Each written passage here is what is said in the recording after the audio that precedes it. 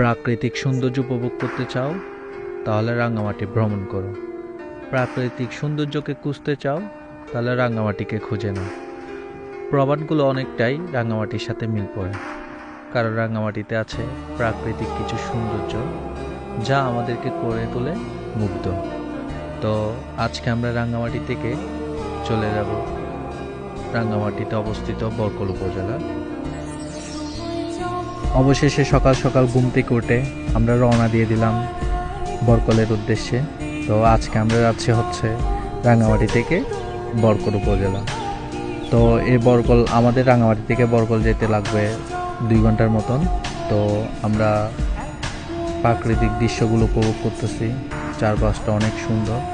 আসলে রাঙ্গামাটিতে আসলে আমার প্রাণ কেন জানি একেবারে মুগ্ধ হয়ে যায়। আমি যতবারই রাঙ্গামাটি ভ্রমণ করি আমি এই স্মৃতিগুলো সবসময় জড়িয়ে রাখি।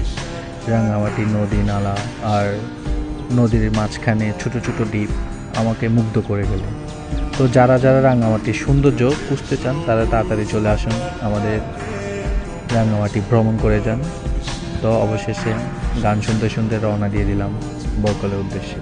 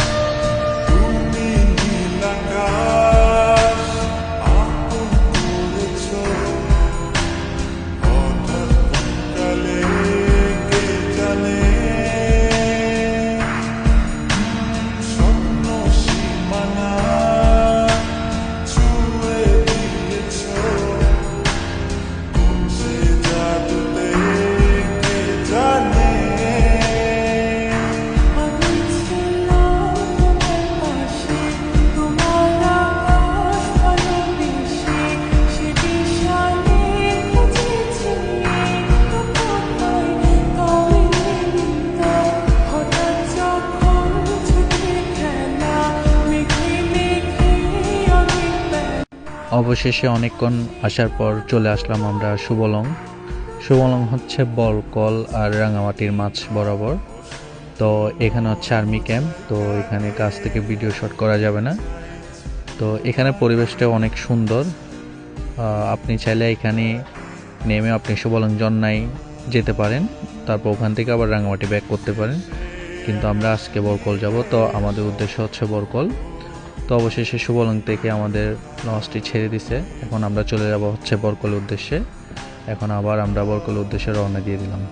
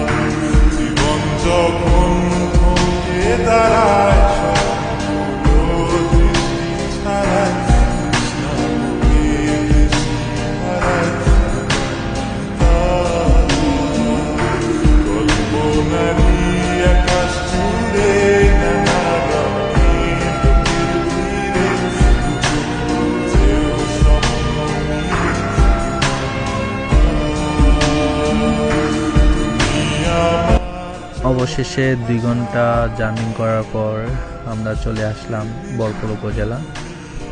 তো আমাদের সবারই উচিত প্রাকৃতিক সৌন্দর্যকে খুঁজে নেওয়া এবং কি তা উপভোগ করা। তো আমরা আজকে আমাদের গন্তব্য হচ্ছে এখানেই। তো এখান থেকে নামার পর আমরা বাজারটা একটু দেখব। আসলে পরিবেশটা আমার অনেক ভালো লাগছে, এখানের মানুষজন অনেক ভালো, খুব ভালো মন মানসিকতারই হয়। তো অবশেষে আমরা বাজারে চলে আসলাম। এখানে বিভিন্ন ধরনের সামগ্রী, জিনিসপত্র অনেক কিছু পাওয়া যায়। তো তার চেয়ে বেশি ভালো লাগছে এখানে হচ্ছে আপনি অনেক ধরনের উপজাতি মানুষ পাবেন। চাকমা, মারমা, ত্রিপুরা, তঞ্চঙ্গা, সাথে আমাদের বাঙালি, সবাই একসাথে বসবাস করে, এখানে একসাথে ব্যবসা করে। তো এই জিনিসটা খুবই অনেক জায়গায় দেখা যায় না, তো এখানে খুব ভালো লাগে এগুলা দেখলে। তো সবাই আসেন একসাথে, আমরা এখানে ঘুরে যাই। তো ভালো থাকবেন, সুস্থ থাকবেন। আসসালামু আলাইকুম, আল্লাহ হাফেজ।